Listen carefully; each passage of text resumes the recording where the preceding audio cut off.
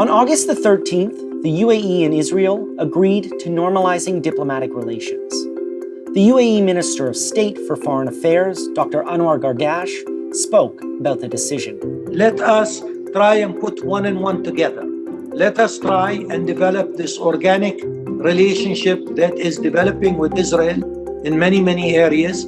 Let us try and basically deal with the current threat towards negotiations for a two-state solution. And the current threat is really this annexation of Palestinian territories. So this is how the idea began. Israel will commit in a three-way phone call with the United States to stopping annexation, suspending it, and at the same time, we will be able to also announce that we will begin what I would call a normal relationship with Israel in various areas, technology, investment, healthcare, agriculture, etc., leading to reciprocal diplomatic representation. On the 15th of September, the UAE signed the historic Abraham Accord with Israel at a ceremony in Washington, D.C., in the first such agreement between an Arab country and Israel in over a quarter of a century. This is Beyond the Headlines. I'm your host, Willy Lowry, and this week we're looking at the Abraham Accord between Israel and the UAE.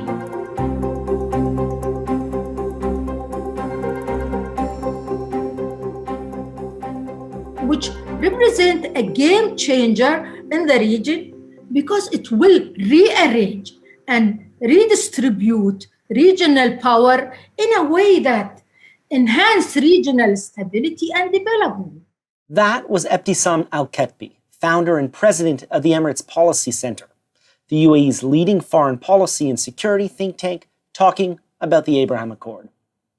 On August 13th, 2020, Donald Trump announced a surprise deal to normalize relations between Israel and the UAE, saying he hoped other Gulf countries would follow.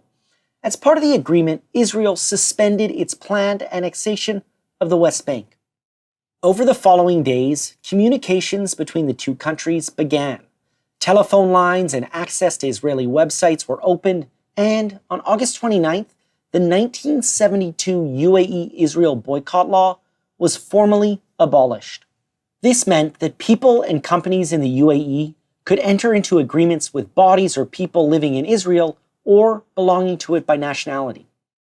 With some suggesting the two-state solution had been abandoned, Ambassador Lana Nusseibeh, the UAE's permanent representative to the United Nations, explains that's not the case. I think the first thing, and this is what was such a breakthrough in this diplomatic agreement, was that annexation was essentially taken off the table as part of the package. And the reason that is part of the UAE's foreign policy interest and not only a Palestinian foreign policy interest is because, in our view, a two-state solution on the 1967 borders with East Jerusalem as its capital for the Palestinian state and West Jerusalem for the Israeli state is part of a stable regional security architecture.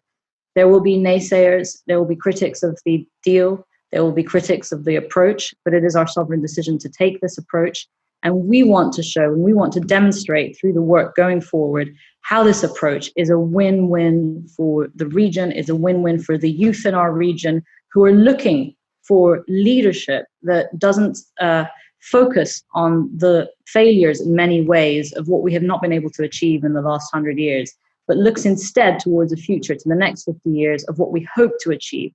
On August 31st, the first ever commercial flight between Israel and the UAE took off from Tel Aviv for Abu Dhabi, with the word peace in Arabic, Hebrew, and English above the cockpit window. On it, a U.S.-Israeli delegation led by White House senior advisor Jared Kushner. The opening up of diplomatic ties between the two countries offers the opportunity to build alliances across industries and sectors. Since August 13th, discussions of cooperation have taken place between the countries regarding food security and agriculture, the development of artificial intelligence, and joint investment opportunities in innovation and technology. These are the exciting opportunities for the future and youth of the Emirates that Ambassador Lana Nusseibeh spoke about earlier. But even beyond the UAE's borders, the effects of the Abraham Accord have been significant. Just a few moments ago, I hosted a historic call between Prime Minister Benjamin Netanyahu of Israel and King Hamad Al Khalifa of Bahrain. In the spirit of peace and cooperation, both leaders also agreed that Bahrain will fully normalize its diplomatic relations with Israel. They will exchange embassies and ambassadors, begin direct flights between their countries, and launch cooperation initiatives across a broad range of sectors, including health, business, technology, education, security, and agriculture. This is a truly historic day.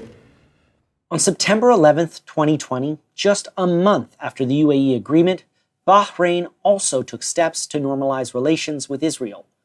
While Saudi Arabia remains committed to peace on the basis of the 2002 Arab Peace Plan that stipulates a settlement to the conflict before normalization, it is allowing all UAE flights to and from all countries, including Israel, to cross its airspace. Oman, which hosted Israeli Prime Minister Benjamin Netanyahu in 2018, but is yet to formalize ties with Israel, congratulated Bahrain on its move to normalize diplomatic relations. The UAE is not the first Arab or Muslim state to have diplomatic relations with Israel. The agreement makes the UAE the third Arab country to normalize ties, following Egypt's peace deal in 1979 and one with Jordan in 1994. Ambassador Dennis Ross served under President Barack Obama, President Bill Clinton, and President George H.W. Bush.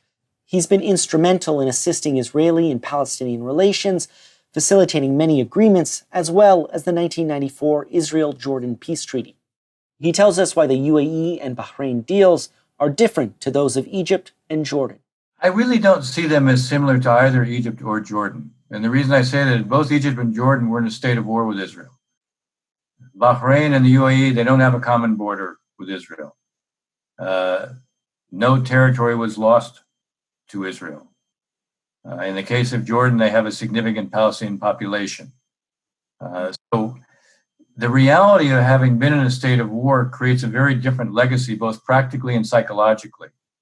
Here you have states that are small states that are far removed physically from Israel, and who have a kind of, over the last decade, an increasing contact with the Israelis outside, in some cases related to security, in other cases related to the realities of the what I'll call the private sector development. And there's a perception that Israel can be a partner, not only in terms of helping deal with some of the external threats, but also dealing with some of what are the issues related to very practical governance. You know, if drought is creating bigger water problems, what could the Israelis do to be helpful? If there's questions about food security, what could the Israelis do to be helpful? If there's challenges in terms of cyber threats, what could the Israelis do to be helpful?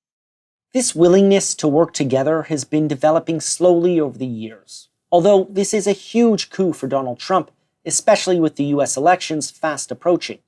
The symptoms have been brewing for a while. 2019 was marked in the UAE as the year of tolerance. Authorities in the Emirates invited every country in the world to participate in what would have been Expo 2020, but due to the coronavirus pandemic, that's been moved to 2021. That included Israel, but that was just one of many developments. Here's Ambassador Dennis Ross again. I think that there are some people who are slow to realize the changes taking place. Look, I recall during the Obama administration, at certain points, saying to many of my colleagues, we need to wake up and realize, we're having, when we meet with the Israelis and all of the Gulf states and many of the Arab states, the talking points are exactly the same. Whether we realize it or not, our own behavior in some ways is contributing to a convergence between them. They see the same threats and they're not sure we're facing up to it the way we need to. I have to say, I'm not surprised by it because we're seeing what has been a change that's been unfolding for some time. The UAE's relationship with the Israelis just didn't emerge overnight. It was more than a decade in the making. And it wasn't entirely hidden. Go back to 2015, where the Israelis were allowed to join the International Renewable Energy Agency in Abu Dhabi. Okay, it wasn't an official representation to Abu Dhabi, but the reality was there was a formal Israeli presence there. You had Israelis competing in judo competitions. You had the Minister of Culture and Sport come. So Israel was going to be a part of, had we not had the pandemic, you would have had Expo 2020. Israel was going to have its own pavilion. So it's not like this emerged overnight and with no background to it. No, there's been plenty of background to it. As the relationship between the UAE and Israel opens up, Minister of State for Foreign Affairs, Dr. Omar Ghobash, on the day of the signing, hailed it a historic day in the Middle East. Dr. Ghobash told a news conference in Abu Dhabi that the Emirates is realistic, that a strategic breakthrough in the region, as far as the Israeli-Palestinian conflict, might not be imminent, but that the accord serves Palestinian interests. He said of the strategy so far, quote, "Our approach of not communicating with Israel has not helped in resolving the conflict, nor in meeting the aspirations of the Palestinians." Ambassador Barbara Leaf, former U.S. ambassador to the UAE, sees the potential risk of trying a different strategy to broker a Middle East peace deal between Israel and Palestine, but feels the U.S. has a part to play in building on that. You can take risks for war, you can take risks for peace. And we've seen that mix of things coming from Abu Dhabi in the last few years. Now, certainly the play for normalization, or the step to normalize with Israel, is a strategic one. The question for the U.S. should be not so much how can we notch up more marks on the board, but rather how do you build on the breakthrough that has already occurred, first with UAE, now with Bahrain, but build on it strategically for wider regional stability, eventually towards the issue of trying to help towards resolution of the Palestinian issue in concert, obviously, with Israel. But the resolution of the Israel-Palestine issue is not the only thing driving the Abraham Accord. There has been a shift in the policy of the UAE. Omar Ghobash, the UAE Assistant Minister for Cultural Affairs and Public Diplomacy, explains. I think the decision in itself is a marked change because it sent a very powerful signal to the region and, further afield that we are a state that respects its own decision-making, that respects its own interests, or respects its own sovereignty, and is very, very aware of its sovereignty. And that, for possibly one of the first times in our part of the world, we have a state that is actually saying, look, I have Arab loyalties, I have Islamic loyalties, but I also have my own interests and the interests of my population and the interests of my statehood.